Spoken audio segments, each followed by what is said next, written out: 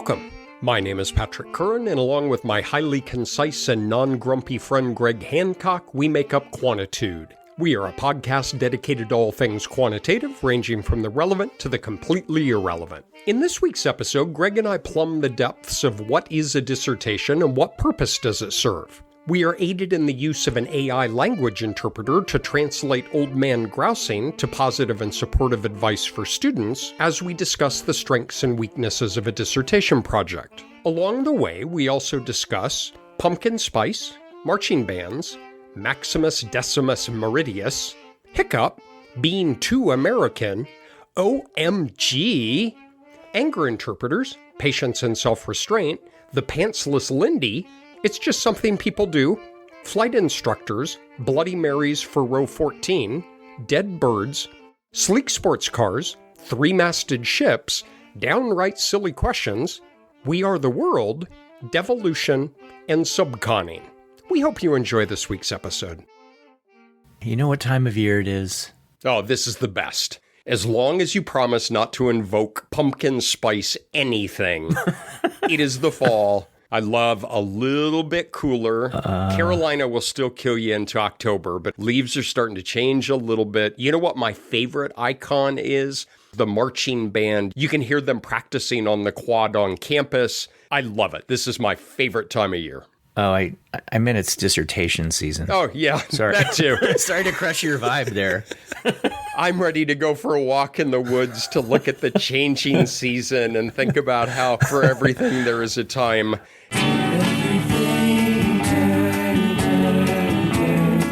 And you're stretching out to go into battle in dissertation season. My name is Maximus Decimus Meridius, commander of the armies of the North, general of the Felix Legions, and I will have my vengeance in this life or the next. Oh my God. How many dissertations are starting to come my way? It is that time of year for me. And I always tell myself, I'm going to cut back. I know that I can do it. I know that I can be better. I know that I can say no. And yet I wind up on all of these committees, some of them methodological in our own program, and a lot of them applied. I've even found myself, and I imagine you have too, on a number of international dissertations where you either go to the place or you just zoom in. Have you been doing those? I am involved in one of those right now, but I have not been involved in a final defense yet. One of my favorite things about these, I have been coached on multiple instances about how I communicate with the candidate, how I communicate with the other committee members. It's not just about formality that now we say this in the proceedings, now we say this. I have been told, could you try not to be too American? Have you ever seen the movie How to Train Your Dragon? Absolutely. Oh, it's one of the best movies. Totally. One of the gags is everybody keeps talking to, who's the kid? Hiccup. Hiccup. They say, well, the problem is, and hold up their hand and kind of wave it in front of them. And Hiccup says, me. The problem is me. So that's kind of what they're doing to you. They are. If you ever want to get out there to fight dragons, you need to stop all this. But you just pointed to all of me. Yes, that's it. Stop being all of you. And I think what they mean, and we joked about this before, a lot of the places that I will serve on dissertations for, they communicate in their culture very directly, and they're always a little bit worried with me going, OMG, that was just like amazing, I think. So they try and coach me into being a bit more direct. Okay, first, I don't know when you began talking like a Valley girl. Oh my God! Valley girl! Like, totally! Valley girl! But here's the funny thing. I have been coached in the United States to not be that forward. Like, it's, again, the motioning to Hiccup and saying the problem is you. Stop being all of you. Because what, as God is my witness, I mean as a positive, supportive statement, everyone else in the room hears as this attack or criticism or dismissiveness. Have you seen the Key and Peele gag where they have Obama's anger interpreter? That is spectacular. It is this brilliant gag where one of them plays Obama and he has this very measured, soft, balanced statement. And then the other one is raging behind him, interpreting what he's saying. And indeed, they did a live version of it with Obama at the correspondence dinner. We do need to stay focused on some big challenges, like rising seas, more violent storms. You got mosquitoes, sweaty people on the train stinking it up. It's just nasty. But what I was thinking at one point is I need one of those interpreters to take what I say in a dissertation meeting and then have it translated not just to fake positivity, but in the real positive way that I intend the comment, that it just doesn't come out that way. Okay, so you need kind of the opposite of what that Key and Peele sketch was. You say something, and then the voice behind you clarifies how that actually is to be taken. I'd like to make that more of a royal we, because I have been in meetings with you, and the whole OMG, this is amazing, is not the Dr. Hancock that I have seen in action. Whatever. I think that when I communicate in this uplifting kind of presence, that I'm motivating, and you're not even listening to me. Hold that thought right there. What are you doing on your phone? Thought. What are you doing? I am searching on the App Store, which I rarely do because I have like 2 apps on my entire phone. I have found a grumpy to supportive interpreter. It's an external plugin to Google Translate. Okay. And as they describe it, this translates grumpy, grousing old men to supportive, kind, younger people. So I'm going to turn this on. Okay. And I want you to tell me in one sentence what it's like to work with me. Okay. Working with Patrick can be a pain in the ass. And it says... Working with Patrick provides many positive opportunities to develop patience and self-restraint. Okay. So this might be just what you need for being on a dissertation committee, because we don't want to be misunderstood when we have to communicate, whether it's positive feedback or it is feedback that we think is constructive and helping to make the project better. We want to do it in a way that is sufficiently motivating, but apparently not too American. I would say for both of us, rarely, if ever, do we mean negativity in the way that we convey an idea or a response or a question. Absolutely. But that it is really, truly in our heads meant as supportive or challenging in an appropriate way. I'm a mellow sort of guy. And that's why I invited Luther, my anger translator, to join me here tonight. I feel like it's an insult to a graduate student to not offer them the opportunity to show the knowledge that they have and respond to challenging questions. It's like training for a marathon and showing up and saying, you just got to run to the stop sign and back and we'll call it a day.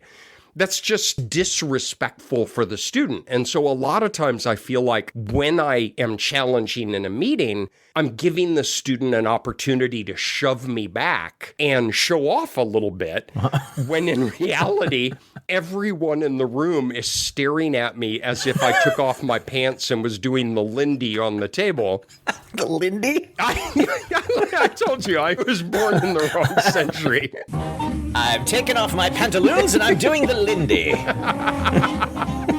So here's what we're going to do. Because it's the fall season of dissertations, we originally had an idea where we were going to ask people to submit ideas for areas that are in need of a dissertation. Mm-hmm. And that pretty quickly devolved into, well, what the hell is a dissertation? And that itself devolved into you and me just grousing about all the things that we hate about dissertations. But if you take one minus that, you actually get a wonderful catalog of positive things to which we can aspire. Ooh. So here's what I propose we do today. A little bit of background. What is a dissertation? What's the point? But then we use the grumpy translator where you and I each share reactions or thoughts or recommendations in the dissertation process, and we run it through the translator to show what kind and supportive human beings we really are. I like this a lot because it is the season of dissertations, and there might be some people who are homing in on that topic. There might be people who are wandering through the forest trying to figure out, what the heck do I do for this dissertation thing? So how about if we do start off about the dissertation just to contextualize it, and then you and I can go on a rant. Super briefly.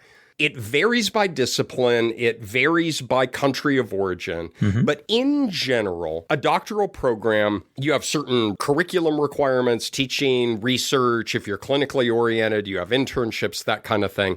But almost all doctoral programs have some variant of 3 core milestones: a master's, a comprehensive exam, and the dissertation. And a master's is, let's give you a little bit of an idea, see if you can nail something down that doesn't take too long. Comps is you show that you have a command of the topic of study. And so that can be in the form of an actual exam, it can be a comprehensive paper. Every program does it differently. And then dissertation is the capstone. From your first day of kindergarten, you've been working toward the dissertation. So why don't you tell me, what the hell is it? A lot of people have different views on what the dissertation is meant to be. And I think we're assuming that this is the dissertation in the context of a PhD degree. There are other degrees that culminate in something that might be referred to as a dissertation. We are thinking of this as a PhD dissertation. And this is meant to be a culmination of everything that you have done. And I think the defining characteristic of this culmination is the demonstration of your ability to generate knowledge.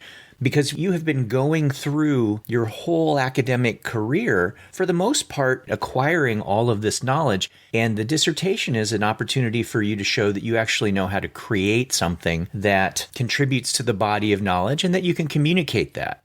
Ideally, I don't want the dissertation to be the first opportunity for you to do that. I think if you have a really good student and that you're working very closely with that student, there should be a lot of opportunities throughout their program to be able to become knowledge generators. But the idea, I think, of the dissertation is to show that you're able to contextualize a problem and to generate knowledge of value within that particular space. I think we run the risk with dissertations of it becoming just something that you do. It's like tautological almost. To get a PhD, you do a dissertation, but you do a dissertation to get a PhD.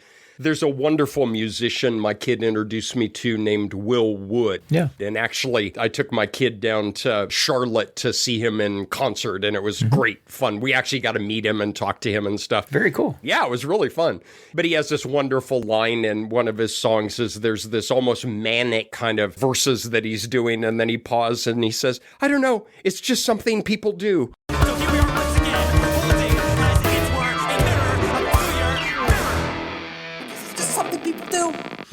And I feel like sometimes the dissertation is like that. It's just something people do. I have a crazy simplified view of it. I was really lucky. Last week I was in LA for the week, and I caught up with Craig Enders, and Craig cooks steaks. Really? Yep, homemade dinner and beer up on his little garden rooftop in Venice, and we had a wonderful time.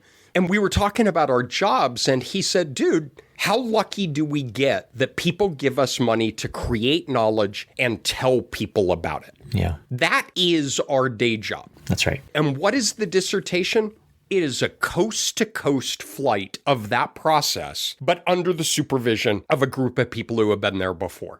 I envision it kind of like a student pilot. The student is at the controls, but there's an identical set of controls on the instructor's side. The student is flying the plane, but at any point, the instructor can scream hysterically and grab the controls back. Okay. Control things and then turn it back to the student. You know, I don't know that everybody shares that view in the following sense, right? Whether there are cultural differences across countries or across disciplines. I think some people view the dissertation from the advisor's perspective as being very hands-off, right? That the co-pilot is just back in the main cabin having a couple of cocktails, whereas other co-pilots, other mentors are really sitting there with their hands poised over that second wheel pretty much all the time. So I think there are different views on what the expectation is regarding the student. And some of that might have to do with what has led up to the start of that dissertation. The way I view it, and this might differ across other people, if I have done my job throughout the doctoral training, then I can I can be in the back, crashed across 3 seats, a steady stream of Bloody Marys being sent to aisle 14. It's a really good point, as there's an absolute continuum on involvement. My own life philosophy is just moderation in everything. I feel like I'm in the co-pilot seat, but maybe I'm doing a crossword puzzle, reading some Winston Churchill or something. You know what I call it with my students is the dead bird model, which is I open the back door and the cat brings a dead bird and drops it at your feet. If anybody is a cat owner and you allow them outside, you've had this happen. They bring you a dead bird, drop it at your feet, and then rub your legs and purr about how proud they are of the dead bird. Unless you're a sociopath, you reach down and pet and you say, "Oh, who's a good girl? You're such a good girl," because they're so proud of their dead bird.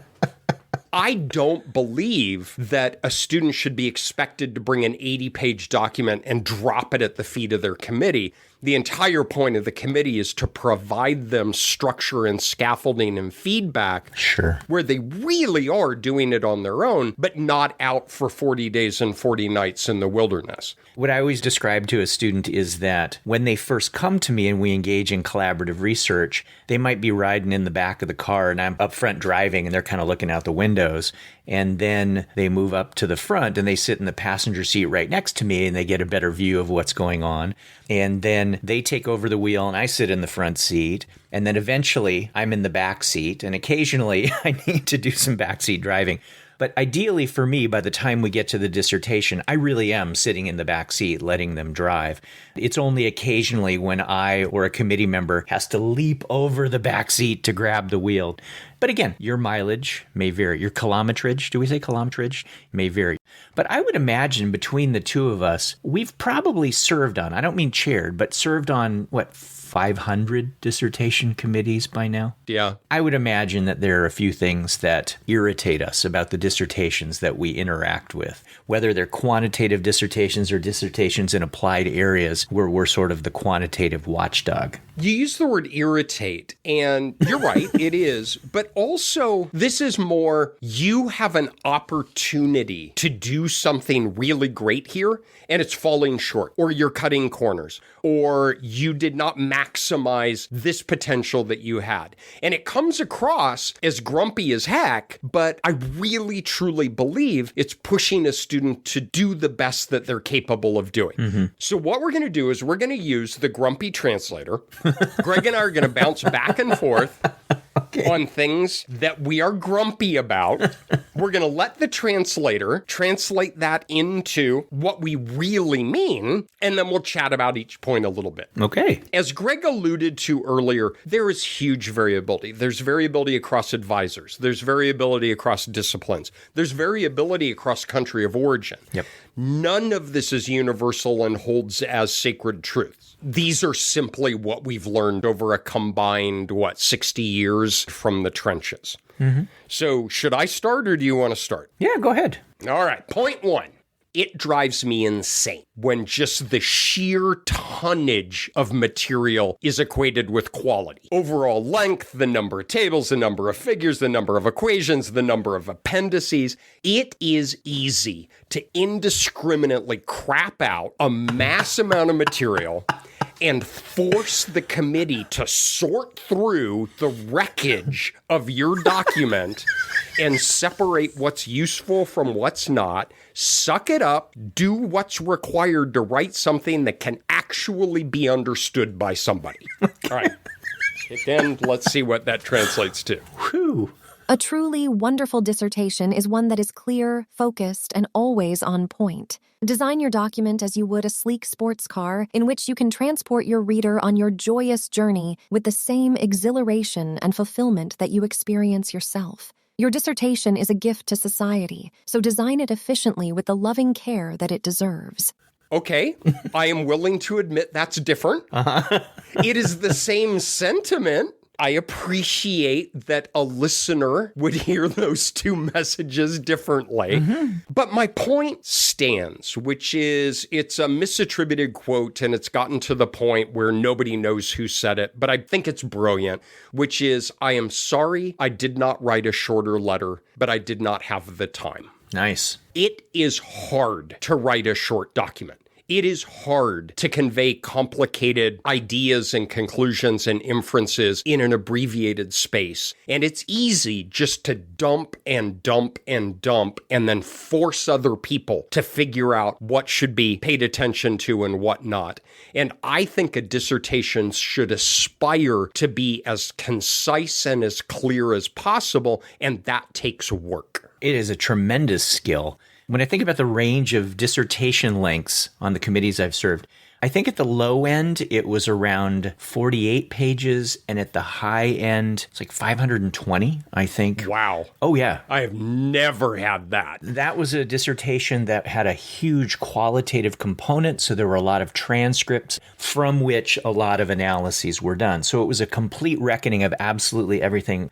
But you are completely right that part of communicating is to know not just what to say, but what not to say, right?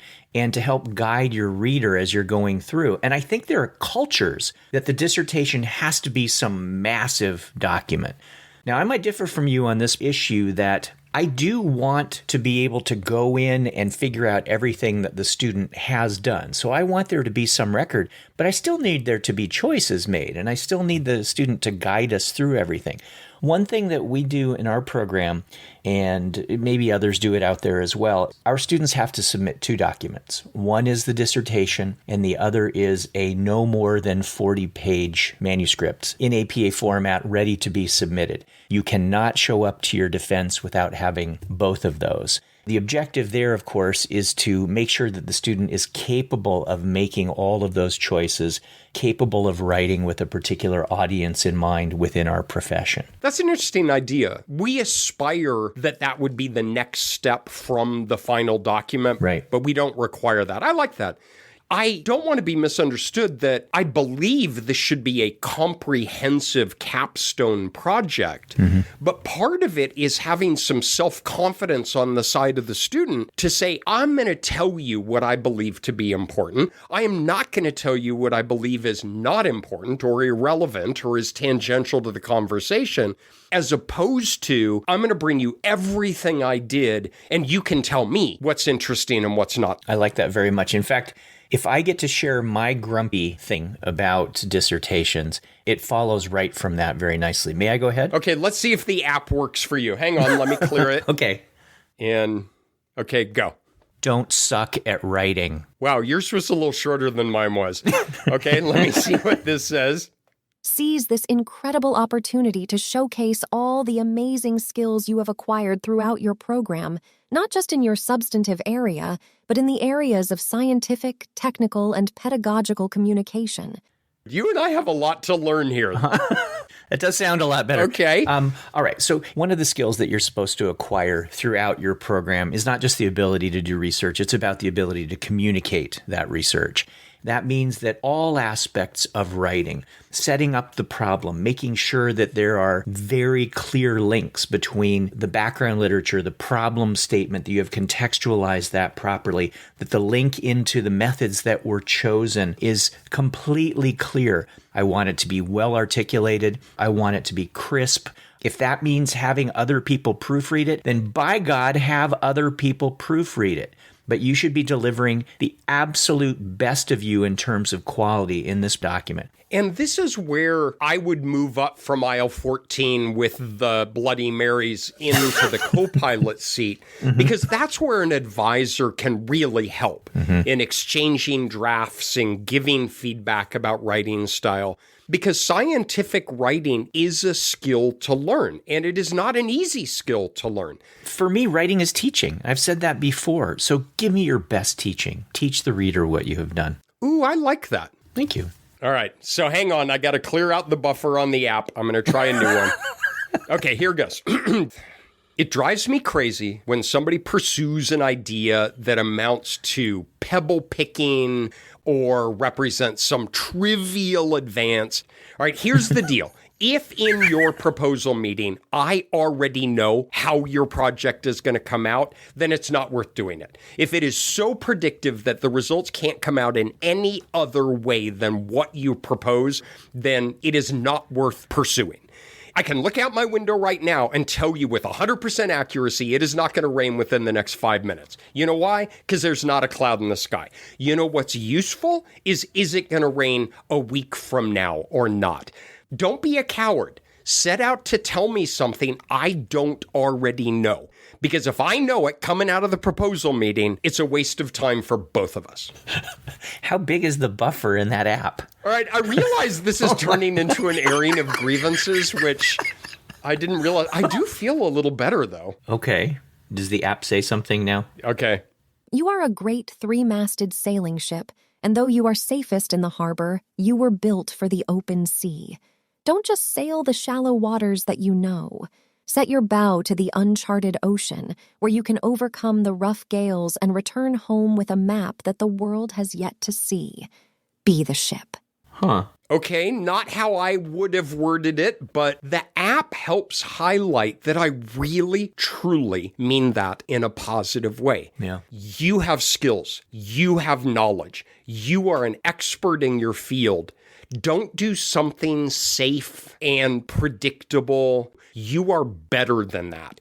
Make a greater contribution to the literature. All of this is making me smile inside because I remember you shared a story one time about when you were visiting Ohio State and you were in essence asked if you wished to be granted audience with Michael Brown, and you were going through and showing him the tables of what you had done, right? That's exactly right. I had tables of simulation results, and I said, let me show you the results. And he said, no, I already know what they are. Right. And I was confused and said, but I've never shown them. And he said, they can't come out any other way. It was my dead bird. Mm-hmm. But his point was, you're better than this. What you're doing is easy. You should try to do harder. And I took that lesson with me forever. This really is an endorsement and support of a student's ability to do more than what is easy. That's really nice. All right, so I'm going to go to my point, and then I'm going to discuss them both together because I think they're intertwined. All right, so here's my point in the way that it's phrased in my head. Don't do shit that no one cares about. Yours are much shorter than mine. Okay, let's run it through. Do shit that people actually care about. Okay. I think you and I could have programmed that one. Yeah, I think so. All right. Here's the thing. Put everything that you're doing in a context where you're actually addressing a question that matters. And I want to be really careful about that because I am very much in support of fundamental science and that sometimes we work on problems that we're not entirely sure of the applicability of them. I understand that, but I think you have to be able to make a case that it might wind up being applicable, what you're doing. I chair a methodological grant panel for the Institute of Education Sciences. And as that is the granting body for the Department of Education here in the United States, they support projects that are tied to making a difference in the context of education. And they hold the methodological section to exactly the same standard as everything else. If someone is proposing a methodological project, they have to formally make the case of where this will matter societally. If you say, I'm doing a 7-parameter IRT model, then I want to know what those 7 parameters are going to help us to do better and why it's going to matter in the lives of individuals. And we don't often make that connection when we're deep in the methodological weeds, but I think you absolutely have to try to think of what value is this going to bring somewhere along the way. So not just tiny little increments of knowledge and not things that are so esoteric to be disconnected from the rest of the world. And I think the really important part of what you opened with is we both support development in fundamental and basic sciences. Yep. You don't need everything to have a clear application. But holy cow, be in the neighborhood. Yep. The number of things that I've seen that are The phrase I like is the saddle in search of a horse. Yep. Or as a buddy of mine said about the federal government, is the federal government is a solution in search of a problem. Again, the hard work is on you to convey what is the applicability or the potential applicability or the contribution to ongoing work that will have a real application in a real setting. Don't make the reader try to distill it out of the ether. And even if you're doing something like a simulation study, and we mentioned this in a prior episode specifically dedicated to simulation or Monte Carlo type studies, even the conditions that you are choosing to simulate for putting whatever methodological technique you have through its paces, have those things grounded in conditions that people will actually encounter. I know that sometimes we want to turn the knob way up to go, ooh, is this thing going to break down? That can be interesting, but if no one ever reaches that level of kurtosis, or no one ever reaches that condition of multicollinearity, then there's no rationale for looking at those things. So I want the methods that you are studying to have a real purpose as best as you can connect those dots, and I want the conditions that you examine to have a context that is in the real world. So the walk away from my earlier point is if you make easy predictions, the reader's reaction is, yeah, we knew that. Mm-hmm. And your point, the reader's reaction is, yeah, nobody cares. That's right. Okay. I've got a third one. Now, again, I realize this has devolved into an airing of grievances. Mine are a little bit longer than yours are. Yeah, okay. So in that spirit, don't let the tail wag the yappy little dog. All right. It is great to use secondary data or to use existing measures or to bolt something onto an ongoing study. Unambiguously, there are advantages to that. But don't get turned around back assward and let the available data or the available measures dictate your hypothesis. Don't be the old joke of the drunk that is looking for his keys under the streetlight because the light's better when he dropped them on the other side of the street. Design your study to test your hypothesis and don't bastardize your hypotheses to post hoc fit your study. All right, let's see. It is a creative and efficient use of limited resources to pursue a transdisciplinary team science approach to research. But you are also an empowered and self-sufficient scientist who can mold the world into the shape you desire. Don't let others control your fate. Be the author of your own destiny. Make your future happen for you. Oh, yeah, that's different too. Huh. I'm starting to see a pattern here. To reiterate, I could not be more supportive of using existing resources. Yeah. A grad student has an operating research budget of $1.50. There are these amazing public data sets that are available, your advisor's data sets of using established, validated measures that you can adopt into your own. But the number of dissertations I've sat on where the chasm between the theoretically derived research hypotheses and the sample design and measures are so far apart that you can't possibly have a common thread that runs through them all. And that you start asking what become downright silly questions because that's the measure that exists in the data set that you're using. Yeah. Just be honest with what the data are able to assess and evaluate, and how does that relate to the theoretical model and the research hypotheses that you're proposing. I like it. Good. Okay, buddy, you have the last one. Is this going to be another one-sentence one and make me seem long-winded? It is. All right, here's my last one. Don't do work that is a dead end.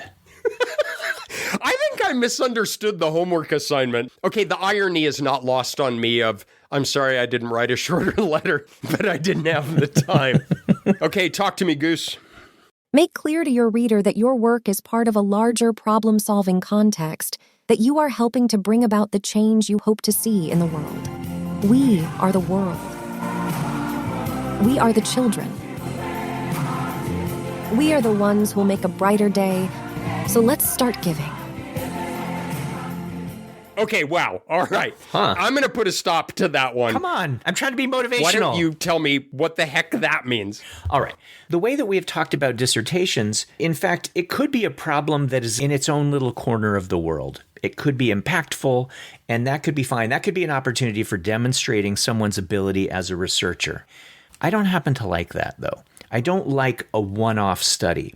When someone comes to me with a problem, I want them to be able to articulate where it fits in a developmental arc in terms of that flow of knowledge. One of the things that is a marker for me is when I get to the end of the paper, first of all, a lot of the ends of dissertations just kind of go off a cliff, right? Oftentimes dissertations just kind of peter out at the end. The student is tired. They're crawling across the finish line, basically. But one of the things that's often addressed in the end of the dissertation are future directions. And I don't mean that as a throwaway, like, and now you could do different levels of kurtosis, or you could try different sample sizes. I mean, look into the future, tell me what are the next projects that are going to happen. And so when a student comes to me with a dissertation idea that they want to have, I will always ask them, what are 3 other projects that are associated with this that would be the next things that you would wind up doing? And if they can't answer that for me, then I'm really hesitant about this.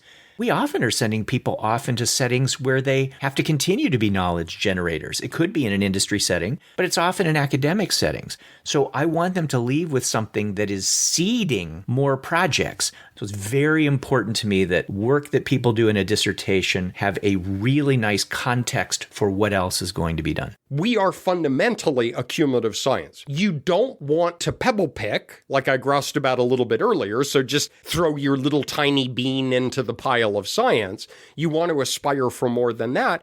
But you also want to bring something back to the community that is a contribution upon which the next study can be built, whether that be done by you, whether that be done by somebody else out in the world. We are building a systematic, reproducible, and cumulative science. And that is the only possible way forward that we can do this in a meaningful and important way. I love that question that you have. And now I, yet again, don't have to read documents before going into dissertation meetings. My wife has a wonderful line. She, too, is a faculty member. And she says, everybody at the table just needs 3 questions at a defense. And if everybody asks their 3 questions and there's associated conversation, then that is the defense. That is a wonderful one of the 3 questions, which is, please lay out for me the next 3 studies that logically follow yours. And notice, not only is that a legitimately important question, but it is devoid of reading the document itself. So you could ask that. You could ask, if you were to change one condition in your design, what would that be? That is independent of actually having read that. And then how does this experience change the way in which you think of yourself as a scientist? Curran's Guide to Not Having to Read the Dissertation. If anyone is in a meeting and a committee member asks any of those questions, you know they did not read the document. They forgot the defense was today. All right, so all of this assumes that you have found a dissertation topic in the first place. And that can be a very hard thing to do. Now, methodologically speaking, there are all kinds of really, really cool things going on across all the different corners of our field. Do you want to tell us a little bit about what's coming up to follow this episode? No. Okay. Do you want to put that in the translator for me, please? I would love to. Anything to help this collaborative and creative process that means so much for me to be sharing with you. Thank you. Much better. As we alluded to at the opening, this entire episode was a de-evolution of these conversations where we were going to start with, where do you get an idea for a dissertation, and maybe tapping into some experts in the field that share their view on where exciting new and novel directions to go. So next week, what we're going to do is start with, all right, grumpy old men groused about what they don't like to see in a dissertation. But there's a minor challenge that remains, which is, how do you come up with a unique and novel idea? We've learned over 4 years of doing this that if we want really useful information to be broadcast, we subcon it out to other people. Absolutely. So next week, we're going to bring in some people who have submitted ideas, and we will talk about what are some exciting directions you could go in your own work. Great. And that way we don't have to listen to you offer ideas that are probably Dan Bauer's anyway. Hang on a sec. Let's run that through the translator. This will be a time for your guest scholars to shine. So let's not worry about which of Patrick's ideas might be whose. Patrick shares many wonderful ideas, and I am confident that one day he will have one of his own. That's what I meant. Thanks very much, everybody. Take care. Bye-bye. Thanks so much for joining us. Don't forget to tell your friends to subscribe to us on Apple Podcasts, Spotify, or wherever they go for academic anger management. You can also follow us on Twitter, where we are at QuantitudePod, and visit our website, quantitudepod.org, where you can leave us a message, find organized playlists and show notes and syllabi, listen to past episodes, and other fun stuff. And finally, you can get cool Quantitude merch, like shirts, mugs, stickers, and spiral notebooks from redbubble.com, where all proceeds from non-bootleg authorized merch go to donorschoose.org to help support low-income schools. You've been listening to Quantitude, the podcast that would totally read your dissertation before the defense if it were on your committee. Today's episode has been sponsored by the beta version of the Grumpy to Supportive Google Translate plugin, helping applied researchers to find the positive in all their quantitative endeavors. So instead of saying, some of the data were likely missing not at random, you could say, The data are missing with an intentionality born of their own rich and individual narratives. Or maybe instead of saying, we didn't have enough power to detect the effect of interest, you could say, This domain is even more ripe with nuance than originally expected, worthy of deeper inquiry to paint a more complete picture of its subtle, multi-hued tapestry.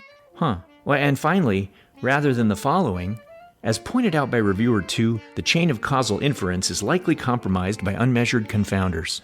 You could say, No. I wish I could help, but I think you really are kind of f***ed on that one. Sorry. Okay. This is most definitely not NPR.